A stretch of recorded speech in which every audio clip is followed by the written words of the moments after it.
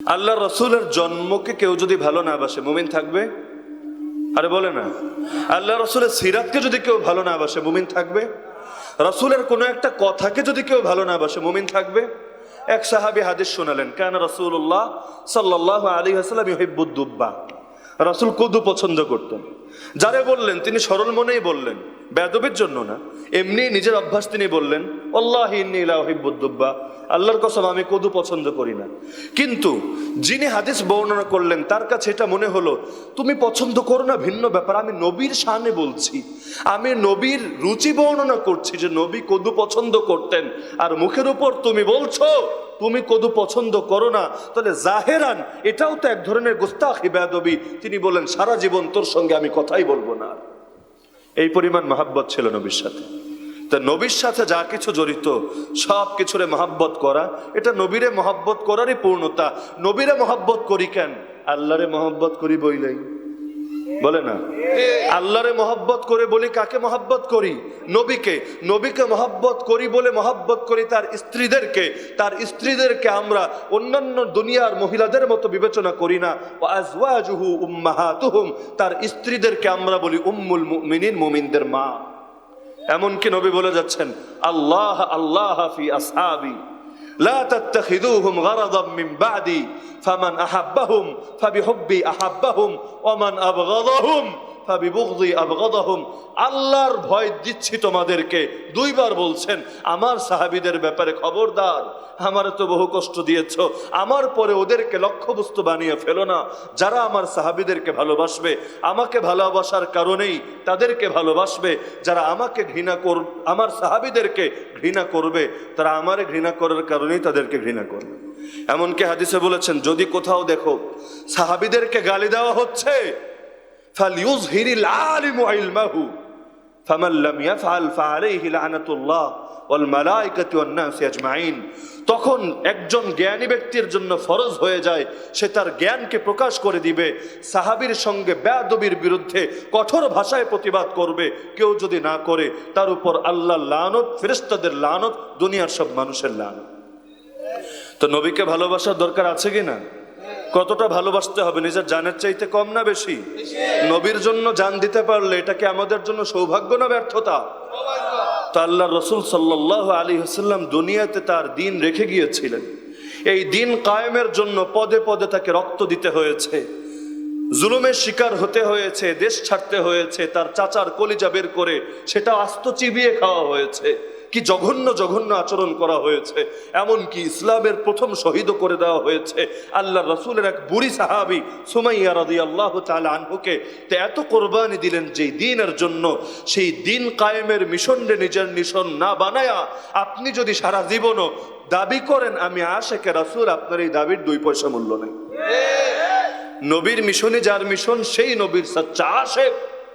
আর নবীর মিশন বাদ দিয়ে অন্য কারো মিশন যদি আপনার মিশন হয়ে যায়, আপনি নবীর সচ্চা আশেক হতে পারেন না। হুসাইন রাদিয়াল্লাহু আনহু খেলাফত পুনরুদ্ধারের আন্দোলনে নামলেন। ইয়াজিদের বিরুদ্ধে ময়দানে নেমে কারবালার ময়দান তার রক্তে রঞ্জিত হলো। উদ্দেশ্য তো একটাই ছিল, আল্লাহর নবীর আদর্শে, আল্লাহর নবীর তরিকায় যেন খেলাফত দুনিয়াতে কায়েম থাকে, দুনিয়াতে যেন রাজতন্ত্র প্রতিষ্ঠা না হয়, ভিন্ন কোনো আদর্শ প্রতিষ্ঠা না হয়, ফাসিকরা যেন নেতৃত্বে আসতে না পারে। তাগুত না, ফাসিক, কাফেরও না, ফাসিক। ফাসিক কেন নেতৃত্বে আসবে? খেলাফতের শান কেন নষ্ট হবে? এজন্য ময়দানে নেমে আসলেন, ময়দানে জান দিয়ে দিলেন, তারপরও ইশকে রাসূলের লাজ রক্ষা করে গেলেন।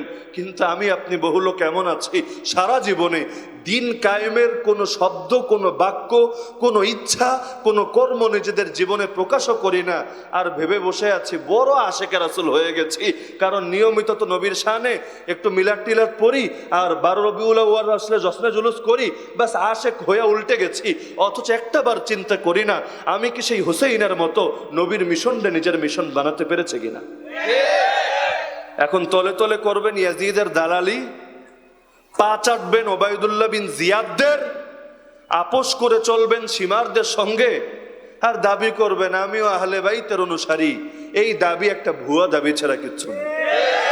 দাবি করলে সাহাবীদের মতো করতে হবে, যেই দাবি রক্ষা করার জন্য রক্ত দেওয়া লাগলে সবার আগে রক্ত দিতে রাজি হয়ে যায়। তাদের প্রতিযোগিতা ছিল কে কার আগে আল্লাহর ডাকে সাড়া দিয়ে আল্লাহর মেহমান হবে। আর আমাদের প্রতিযোগিতা হলো কে কেমনে আল্লাহর থেকে দূরে যাবে। মান আহাব্বা লিকা আল্লাহ আহাব্বাল্লাহু লিকাআহু ওয়া মান কারিহা লিকা আল্লাহ কারিহাল্লাহু লিকাআহু। কেউ আল্লাহর সঙ্গে সাক্ষাৎ করতে যদি ভালোবাসে, আল্লাহ তার সঙ্গে সাক্ষাৎ করতে ভালোবাসেন। কেউ আল্লাহর সঙ্গে সাক্ষাৎ করতে অপছন্দ করলে আল্লাহ তার সঙ্গে সাক্ষাৎ করতে অপছন্দ করে। এমনকি রাসূল বলেছেন, শেষ জামানায় সংখ্যা বাড়ার পরও তোমরা যে এত বেশি জুলুমের শিকার হবা, সব জাতি একত্রিত হয়ে তোমাদের মারবে, এর একমাত্র কারণ হলো তোমাদের মধ্যে দুইটা রোগ থাকবে, হুব্বুদ দুনিয়া ও কারাহিয়াতুল মাউত। তোমরা দুনিয়ার প্রেমে পড়ে যাবা আর আল্লাহর পথে জান দিতে অপছন্দ করবা। তো সাহাবায়ে কেরামের ব্যাপারে কাফেররা ওই মূল্যায়ন জানাতো, আমরা ময়দানে যাই টাকার জন্য, বাঁচার জন্য, ওরা ময়দানে আসেই মরার জন্য। যারা মরতে চায় পৃথিবীর কোন জিনিসের ভয় দেখিয়ে তাদেরকে দমানো যায়? তো পারবেন না আল্লাহ রসুলের মিশনকে নিজের মিশন বানাতে?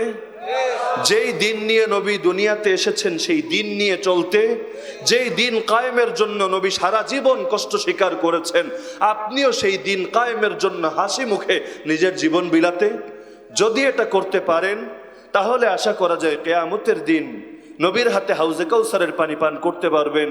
কিয়ামতের দিন আল্লাহ রসুলের শাফাআত লাভ করতে পারবেন। আল্লাহ রসুল সাল্লাল্লাহু আলাইহি ওয়াসাল্লাম বলেন, আমার পরে এমন অনেক রাজা বাদশাহ, এমন অনেক শাসক আসবে, কেউ যদি তাদের কাছে যায়, তাদের জুলুমের ব্যাপারে সত্যায়ন করে, তাদেরকে জুলুমের ব্যাপারে সাপোর্ট করে, তাহলে ফালাইসা মিন্নি ওয়ালাস্তু মিন ওয়ালাইসা বিওয়ারিদিন আলাইয়াল হাউজ, সেও আমার উম্মত না, আমিও তার কেউ না। আর কিয়ামতের দিন সে হাউজে কাউসারে আমার কাছে আসতেও পারবে না। আর কেউ যদি যত বড় জালেম বাদশাহী হোক না কেন, কেউ যদি তাদের দরবারে না যায়, তাদের জুলুমে সহযোগিতা না দেয়, তাদের মিথ্যার ব্যাপারে মিথ্যাকে সত্য বলে না চালায়, সেটার ব্যাপারে দালালি না করে, ফাহুয়া মিন্নি ওয়া আনা মিন ওয়া হুয়া ওয়ারিদুন আলাইয়াল হাউজ, সেও আমার, আমিও তার, সে হাউজে কাউসারে আমার সঙ্গে মিলিত হবে। এমনকি নবী বলে গিয়েছেন, আফদালুল জিহাদি কালিমাতু হাক্কিন ইনদা সুলতানিন জাইর, সর্বশ্রেষ্ঠ জিহাদি হলো জালেম বাদশার সামনে দাঁড়ায়া হক কথা বলা। মুহাদ্দিসগণ লিখেছেন, কেন এটাকে সর্বশ্রেষ্ঠ জিহাদ কেন বলা হলো? এটা তো আসলে জিহাদই না, এখানে তো অস্ত্রের লড়াই নাই, তারপরও কেন এটাকে সর্বশ্রেষ্ঠ জিহাদ বলা হচ্ছে? কারণ বলেছেন, ফাথুল বারি খুললেও পাবেন, যে কোনো শারহুল হাদিস খুলেন কমন ব্যাখ্যা পেয়ে যাবেন। জিহাদের ময়দানে দুই সম্ভাবনাই সমান থাকে, গাজী হয়েও ফিরতে পারে, শাহাদাত লাভ হতে পারে, গাজী হলে গনিমতও পেতে পারেন, রাজত্বও পেতে পারেন, অনেক কিছু পেয়ে আরো ধন্য হতে পারেন। কিন্তু জালেম বাদশার সামনে হক কথা বললে সেখানে জুলুমের শিকার হওয়া ছাড়া দ্বিতীয় কোনো তরিকা নেই।